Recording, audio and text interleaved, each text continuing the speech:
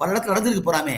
இந்த இடத்துல வந்து கொள்ளளவு கொள்ளாத ஒரு இடத்துல இழுத்திருக்காங்கிறது உண்மைதான். ஏன்னா இவன் கேட்டது பஸ் ஸ்டாண்ட்ல தரல. இந்த இடத்துல வந்து மேக்சிமம் ஒரு 10,000 பேர் சொல்லிருக்காங்க. ஒரு 15,000 பேர் நிக்கலாம்.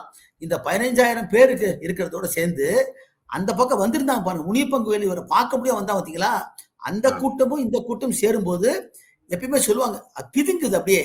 அதற்கு வந்து அதாவது முட்டி அடிச்சு போறான்னு சொல்றா பாருங்க, அந்த கூட்டம் நம்ம தள்ளிட்டு போற மாதிரி ஒரு நிலைமை. அந்த நிலையில தான் வந்து அங்க அசம்பாவிதம் ஏற்பட்டு அந்த ஜெனரேட்டர் ஒண்ணு இதாகிறதும் அந்த வந்து அதை கண்டு அந்த வந்து சஃபகேஷன் ஆகுது போறாமே.